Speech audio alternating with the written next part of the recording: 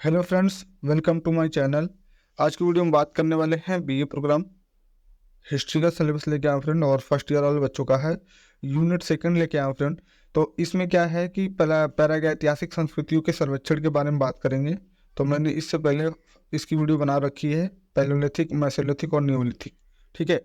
तो पैलियोलिथिक का मतलब होता है पूरा पाषाण, मेसोलिथिक का होता है मध्य पाषाण और न्यूलिथिक का मतलब होता है नवपाषाण।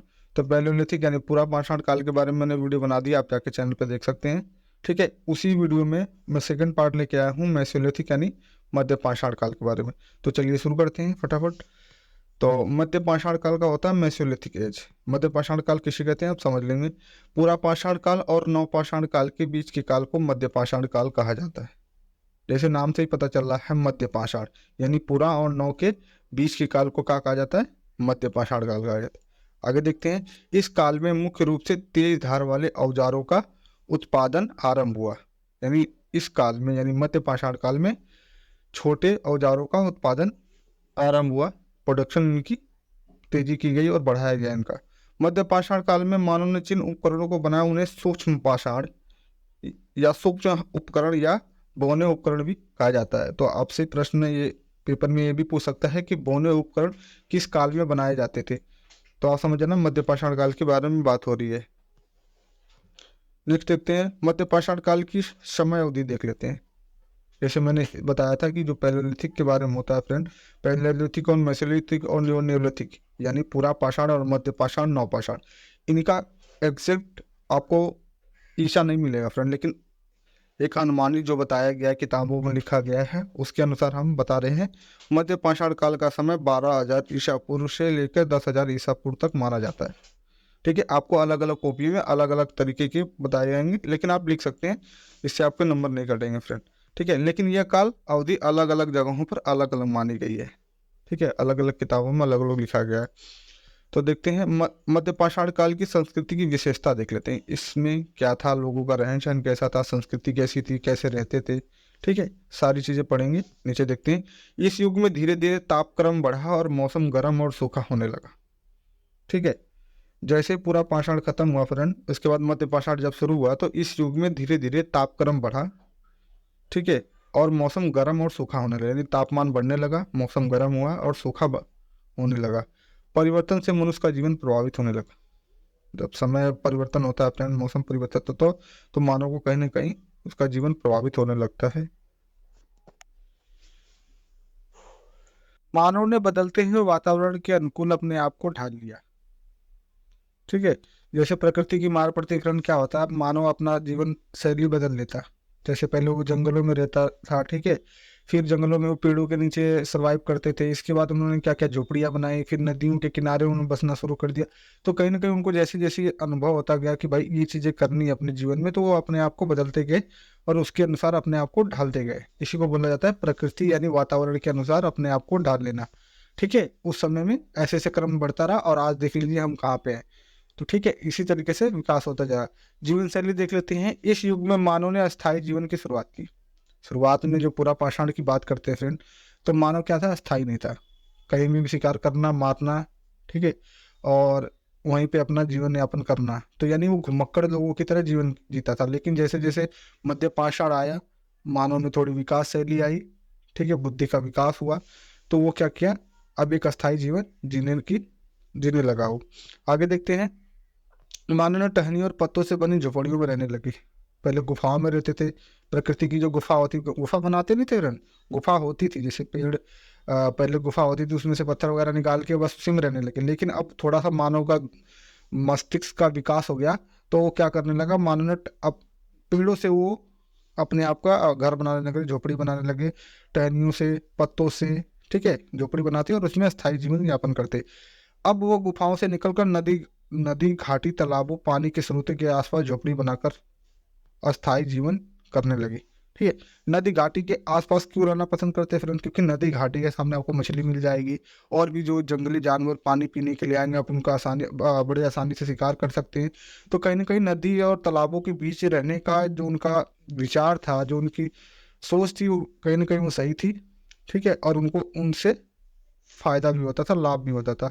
इसलिए मानव अब क्या करता था, गुफाओं से निकलकर नदी नालों नदी घाटी तालाबों के आसपास अपना झोपड़ी बनाता और रहने लगा। आगे देखते हैं, इस काल में मनुष्य पशुपालन करने लगा। इसी काल में मनुष्य ने पशुपालन स्टार्ट कर दिया, यानी मध्य पाषाण काल में मनुष्यों ने पशु पालना शुरू कर दिया। और ऐसा माना जाता है कि सबसे पहले उन्होंने कुत्ता पाला। ठीक है, गाय बगैर गाय बैल भेड़ बकरियां तो ये पाली, लेकिन सबसे पहले जैसे बोला जाता है कि उन्होंने सबसे पहले कुत्ते का पालना शुरू किया था। इस समय में तक लोग बड़े पशुओं में गाय बैल भेड़ बकरी भैंसे आदि पालते थे और उनका शिकार भी करते थे, पालते भी थे। ठीक है, जो पालतू होते थे उन्हें पालते थे, जो जंगली होते थे उनका शिकार भी करते थे। इस युग में लोगों का जीवन भी शिकार पर अधिक निर्भर था। ठीक है, मध्य पाषाण काल में, जैसे पूरा पाषाण में तो क्या शिकार पर जीवन निर्भर था, लेकिन मध्य पाषाण में भी शिकार पर ही जीवन निर्भर था। पशु पक्षी तथा पेड़ पौधों का किस्म या प्रजातियों पर में भी परिवर्तन आया। ठीक है, जो पशु पक्षी थे उनमें भी परिवर्तन आया, जो पेड़ पौधे थे उसमें भी परिवर्तन आया। ठीक है, ये सारी चीजें। औजार बनाने की तकनीक में परिवर्तन हुआ और ये बड़े पत्थरों की जगह छोटे पत्थर उपयोग किए जाने लगे। पहले क्या था फ्रेंड, जब पूरा पाषाण यानी शुरुआती दौर की बात है, ठीक है, स्टोन एज की बात है, तो क्या करते थे, पहले शुरुआत में मानव पत्थर उठाया, किसी जानवर को देखा और ऐसे ही उसका कोई आकार नहीं बदला, सीधा उठाया उस पर प्रहार कर दिया। अगर जानवर को लग गया तो मर गया वो। ठीक है, अब जैसे जैसे मानव का विकास हुआ, मस्तिष्क का, उसकी बुद्धि का विकास हुआ, उन्होंने क्या किया, पत्थर को घिसना शुरू कर दिया, उसकी कटिंग करने लगे। ठीक है, उसको नुकीला करने लगे ताकि ज़्यादा से ज़्यादा शिकार करने में उनको मदद मिले। ठीक है, क्योंकि क्या होता था, बड़े पत्थर को उजाने का मतलब है कि फिर बहुत सारी ताकत लगती थी और ज़्यादा दूर तक फेंका नहीं जाता। आप खुद अनुमान लगा सकते हैं किस तरीके से वो करते थे। लेकिन जब मध्य पाषाण आया, पत्थरों को छोटा किया, उसको घिसा, उसको नुकीला बनाया, उसको चमकीलादार बनाया। ठीक है, और लकड़ी की टहनियों में उसको लगा के फिर भाले बर्छे जैसे इस्तेमाल करने लगे फ्रेंड। ठीक है, मध्य पाषाण काल की सर्वाधिक महत्वपूर्ण उपलब्धि थी मनुष्य का पशुपालन। अगर मध्य पाषाण काल की बात हो रही हो तो सबसे मुख्य माना जाता है पशुपालन। इसका मुख्य मध्य पाषाण में मुख्य माना जाता है पशुपालन। जो मनुष्यों ने जानवरों को पालना स्टार्ट कर दिया। मनुष्य मूलतः शिकारी संग्रह करता ही रहा, पर शिकार करने की तकनीक में परिवर्तन हो गया। मनुष्य शिकारी तो रहा, लेकिन उन्होंने क्या किया, शिकार में परिवर्तन कर दिया, शिकार करने की तकनीक में परिवर्तन कर दिया।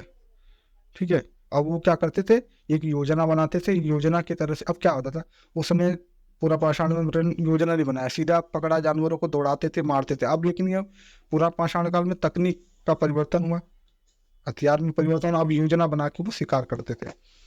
ठीक है, आगे देखते हैं, इस काल में मनुष्य ने तीर कमान का भी विकास कर लिया था। ठीक है फ्रेंड, मनुष्य ने अब न केवल बड़े बल्कि छोटे जानवरों का भी शिकार करने लगे। पहले क्या था कि जो सामने से दिखाई देते थे जानवर उनको मारते थे, लेकिन अब जब तीर कमान आ गया तो पेड़ पौधों पे बैठे जानवरों को भी वो मार सकते थे, आसानी से उनका शिकार कर सकते थे। इस युग के लोग शुरू में शिकार, मछली पकड़ने और भोजन इकट्ठा करने पर निर्भर थे, लेकिन बाद में उन्होंने जानवरों को पालतू बनाया और पौधों की खेती की, जिसमें कृषि का भी प्रचलन में आया।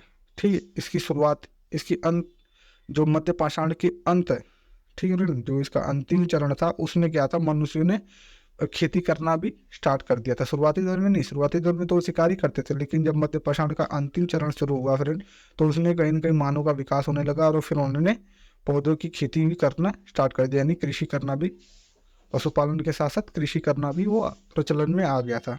पालतू बनाने जाने वाला पहला जानवर कुत्ता था। जैसे मैंने शुरू में बताया था कि सबसे पहले उन्होंने कुत्तों को पालतू जानवर बनाया था, क्योंकि ये न केवल शिकार में मदद करते थे बल्कि सुरक्षा की दृष्टि से भी उपयोगी जानवर थे। कुत्ते को इसलिए पालना स्टार्ट किया फ्रेंड। आज भी वैसे भी आप देखो जाते हैं सुरक्षा से। अब तो हम सोचते हैं कि सुरक्षा है, चोर जो होते हैं, चोर डाकू होते हैं, उनसे भी कहीं ना कहीं कुत्ते मदद करते हैं। लेकिन उस जमाने में भी इसी दिमाग से, इसी विचार से कुत्तों को पालना स्टार्ट किया गया, क्योंकि वो क्या करते थे, अगर वो जानवर शिकार करते, ठीक है, शिकार में भी मदद करते कुत्ते। जैसे मानो शिकार करने जाता तो जानवर कुत्ता भी साथ में जाता, तो कहीं ना कहीं वो शिकार में मदद करता था और घर में रखवाली भी करता था कि कोई जानवर घुस ना जाए झोपड़ी में और ऐसी तरीके। तो इसलिए उन्होंने क्या किया, सबसे पहले कुत्तों को पालना स्टार्ट किया था। इस युग के लोग मृत्यु के बाद जीवन में विश्वास करते थे, जीवन में विश्वास करते थे, और इसलिए वो मृतकों को खाद्य पदार्थों और अन्य सामानों के साथ दफनाते थे। ठीक है, जैसे धीरे धीरे मनुष्य का जीवन प्रचलन में प्रचलित हुआ फ्रेंड्स, जैसे जैसे उनका जीवन रहन सहन बढ़ता गया। अब जब मनुष्य मर जाता तो उसके साथ उसकी सारी चीजें, जैसे मान लो एक पर्टिकुलर मनुष्य है, ठीक है, वो जो जो चीजें इस्तेमाल करता है, जैसे शीशा है, कंघी है, और भी चीज़, जैसे हम बता सकते हैं उस समय के ज़माने में क्या क्या चीज़ें थी, वो जो इस्तेमाल करता उसी के साथ, ठीक है, उसको उसी के साथ दफन कर दिया जाता। आपने हड़प्पा सभ्यता के बारे में भी देखा होगा, उस समय भी ऐसे किया जाता था। मध्य पाषाण काल के लोगों ने जानवरों की खाल से बने कपड़े पहनना शुरू कर दिया। पहले क्या था, वो मध्य पाषाण काल में फ्रेंड क्या हुआ था, मनुष्य ने जो शुरुआती दौर थी यानी स्टोन एज था, उसमें क्या था, जानवर बस कपड़े उपड़े नहीं पहनते थे और सीधा ऐसे रहते थे। लेकिन जैसे जैसे दिमाग उनका विकास हुआ फ्रेंड, उन्होंने क्या किया, जानवरों को मारते, उसका मांस तो खाते, लेकिन उसकी खाल से अपना सुरक्षा भी करते, अपने तन को ढकते और उसका कपड़ा बनाना शुरू कर दिए। मध्य पाषाण काल के अंतिम चरण तक ये लोग मृदभांड का निर्माण करना सीख गए थे। मृदभांड क्या होता है आपको बता दें फ्रेंड, मिट्टी के बर्तन को मृदभांड कहा जाता है।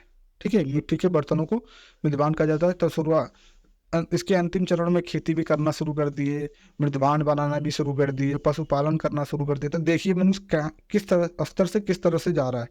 ठीक है, और आज उसका असर भी आज भी हमें देखने को मिल रहा है।